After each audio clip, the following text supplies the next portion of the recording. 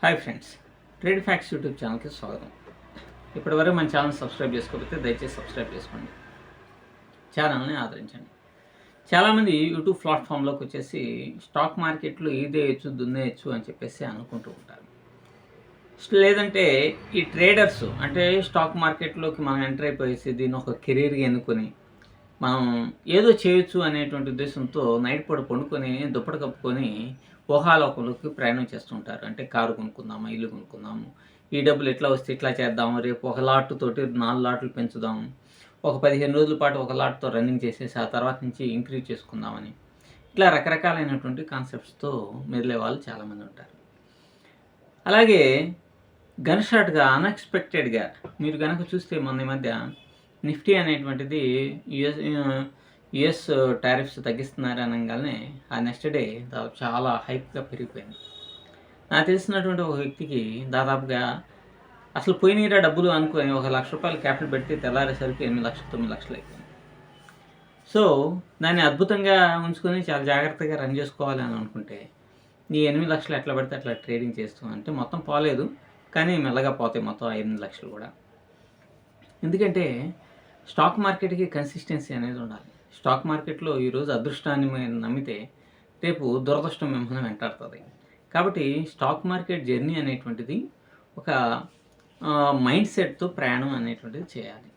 ఇప్పుడు మీకు నాకు తెలిసినటువంటి ఒక వ్యక్తి ఉన్నాడు. అతను అంటే మనం యూట్యూబ్ ప్లాట్ఫామ్లో ఉన్నాం కాబట్టి చాలామంది జీవితాలు, ట్రేడింగ్ స్టైల్స్ ఇవన్నీ కూడా మనకి వాళ్ళు మనం వాళ్ళతో మాట్లాడేది, వాళ్ళు షేర్ చేసుకున్నటువంటి వ్యూస్ వీటన్నిటిని బట్టి అర్థమవుతూ ఉంటుంది. ఒక వ్యక్తి ఒక ₹50,00,000 ఇన్వెస్ట్మెంట్ అనేటువంటిది చేసి రోజుకి ఒక 2%, 1% మాత్రమే తీస్తూ ఉన్నాడు అనుకోండి. అంటే 50 లక్షలకి 1% అంటే ₹1000, 50 లక్షలకి 50,000. కానీ రోజు మొత్తం తీయటం, రోజు 50 లక్షలను డిప్లాయ్ చేయడం అది సాధ్యమయ్యేటువంటి పనేనా కాదు. కానీ తను రోజుకి 0.2%, 0.3% తీస్తూ ఉంది. అప్పుడు ఏమవుతుంది, ఫర్ మంత్ వచ్చేసరికి అతను ఈజీగా ఒక 1 lakh, 2 lakhs, 1 lakh కన్నా సరే సంపాదించేటానికి అవకాశం ఉంటుంది.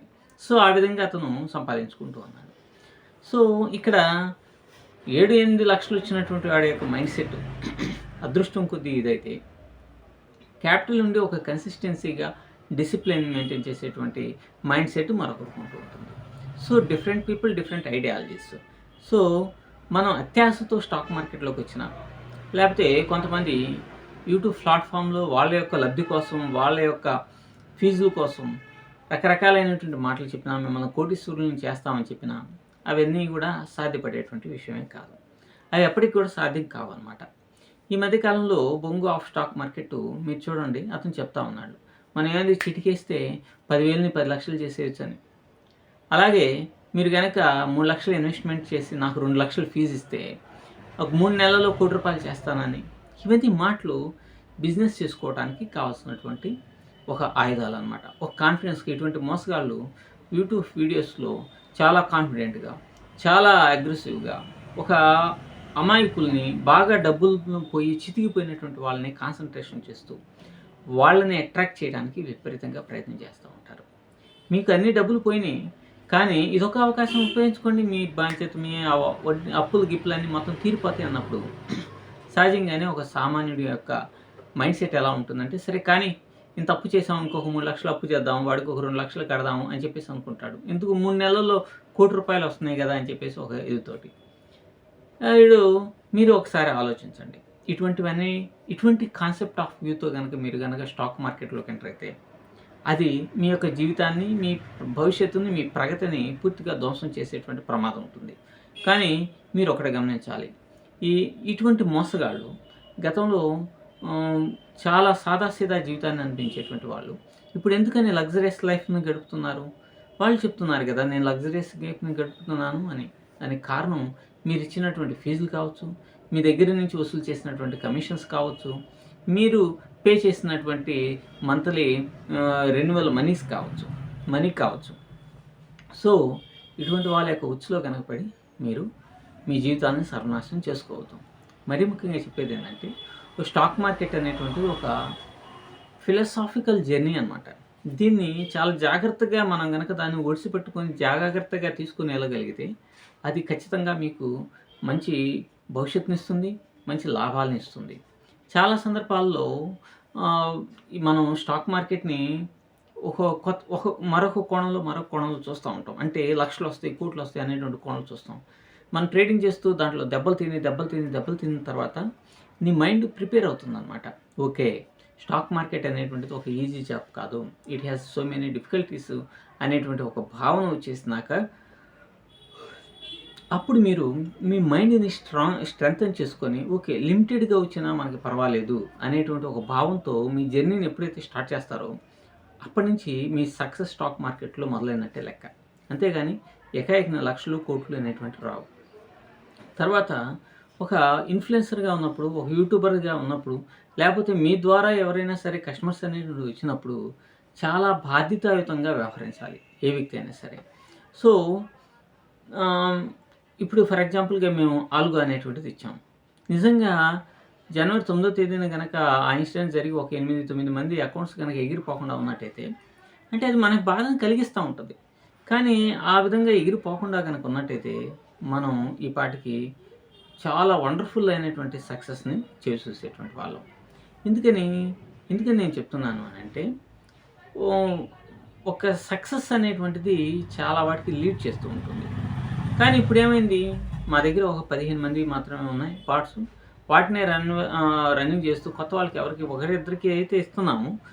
కానీ వాటిని కన్సిస్టెన్స్‌గా నేనే మెయింటైన్ చేయాల్సినటువంటి పరిస్థితి వస్తుంది. ఎందుకనంటే, ఇప్పుడు మనకే వణుకు పుడతా ఉంటది. ఇప్పుడున్నటువంటి మార్కెట్‌ని బట్టి చూస్తే. అది ఎటు వాళ్ళు వీపీఎస్‌లో పెట్టేసి మనం మర్చిపోయామనుకోండి, ఎప్పుడు ఎటువంటి ఫ్లక్చుయేషన్స్ వచ్చినా, ఏమన్నా వచ్చినా ఎట్లా ఉంటుంది, కొంచెం ప్రమాదకరంగా ఉంటుందేమో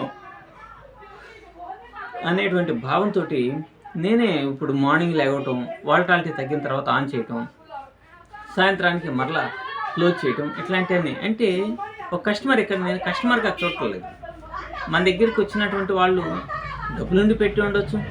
లేకపోతే డబ్బులు లేకపోయినా వస్తదేమో అనేటువంటి ఆశతోని పెట్టి ఉండొచ్చు. కానీ అకౌంట్స్ ఎగిరిపోతే అది మన దురదృష్టం, మనం ఏం చేయలేం.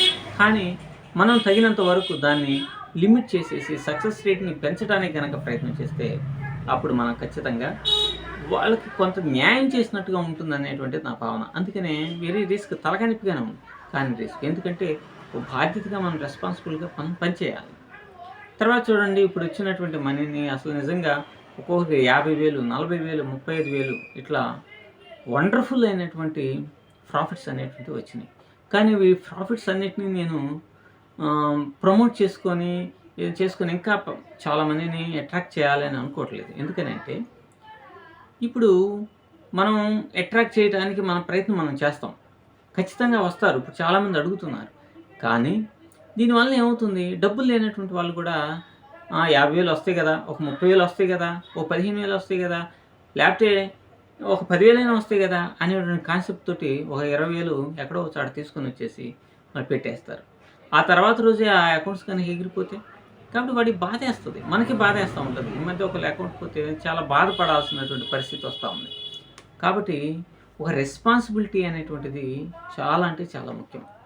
దానికి తోడు చాలా రోజుల నుంచి ఆల్గోలో ఏదో స్టాప్ లాస్ బేస్డ్‌గా ఏదన్నా సరే తీసుకొని రావాలని విశ్వ ప్రయత్నం అనేటువంటిది చేస్తా ఉన్నాం. కానీ ఒక్కొక్కప్పుడు వర్కౌట్ అవుతుంది. కొన్ని వర్కౌట్ అవుతున్నాయి. కొన్ని వర్కౌట్ కావట్లేదు. అల్టిమేట్‌గా ఏంటంటే, మనం in favour of the innocent ట్రేడర్స్‌కి ఇప్పుడు 100 మంది పీపుల్ ఉన్నారనుకోండి. వాళ్ళలో 10 మంది ఇన్నోసెంట్స్ ఉన్నా వాళ్ళ కోసం మనం వర్క్ చేయాలి. 100 మంది ట్రేడర్స్ ఉన్నారనుకోండి. వాళ్ళలో ఒక 10% అయినా సరే ఒక సామాన్యమైన జీవితాన్ని అనిపించేటువంటి వాళ్ళు ఉన్నారనుకోండి. వాళ్ళకి ఈ ప్యాసివ్ ఇన్‌కమ్‌గా ఒక ఉపయోగం అనేటువంటిది జరగాలి అనేటువంటి కోణంలో నేనైతే వర్కౌట్ అనేది చేస్తున్నాను. కనీసం నెల 15 రోజుల నుంచి ఇండియన్ మార్కెట్‌ని అసలు చూడట్లేదు. ఓవరాల్‌గా దీని మీద అది చేస్తే ఎట్లా, అది చేస్తే ఎట్లా అనేటువంటిది ఫుల్‌గా కాన్సంట్రేషన్ చేస్తూ ఉన్నాం. భగవంతుడి దయ వల్ల ఏదన్నా సరే స్టాప్ లాస్ బేస్డ్‌గా గనక ఒక ఆల్గో గనకొస్తే అది ఖచ్చితంగా పబ్లిక్‌కి ఇచ్చేటువంటి ప్రయత్నం అనేటువంటిది చేయటం దీంట్లో ఎటువంటి సందేహం లేదనమాట. బట్ ఇప్పుడున్నటువంటివి ఇవ్వాలి అనంటే వాళ్ళు బాగా ఎంప్లాయీస్ అయినా లేదంటే సాఫ్ట్‌వేర్స్ అయినా అట్లాంటి వాళ్ళకి మాత్రమే ఇవ్వడానికి సాధ్యపడుతుంది. ఎందుకంటే దీంట్లో హై రిస్క్ అనేటువంటిది ఉంది. హై రిటర్న్స్ ఉన్నాయి. అలాగే హై రిస్క్ ఉంది కాబట్టి యాజ్ ఎర్లీ యాజ్ పాసిబుల్ మంచి తేవడానికి ప్రయత్నం చేస్తాం. అలాగే డిస్క్రిప్షన్లో వ్యాంటేజ్ లింక్ అనేటువంటిది ఉంది. మీరు ఎవరైనా సరే అకౌంట్ని ఓపెన్ చేసుకోవాలంటే దాని ద్వారా ఓపెన్ చేసుకోవచ్చు. దానితోడు మీ అందరికీ నేను చెప్పేది ఏంటంటే, ఎట్టి పరిస్థితుల్లో స్టాక్ మార్కెట్లో తెల్లారేసరికి డబ్బులు వచ్చేస్తాయి, వేల వస్తాయి, లక్షలు వస్తాయి అని చెప్పేటువంటి వాళ్ళ యొక్క మాటలు నమ్మకండి. అటువంటి వాళ్ళని నమ్మి మీ జీవితాలను అనవసరంగా చిన్నాభిన్నం చేసుకోవద్దు. ఇప్పటికే ఈ బొంగు ఆఫ్ స్టాక్ మార్కెట్ వలన 600 కుటుంబాలు రోడ్డున పడ్డాయి, లక్షలాది రూపాయలు కోల్పోయారు. So be careful about this type of people. Thank you.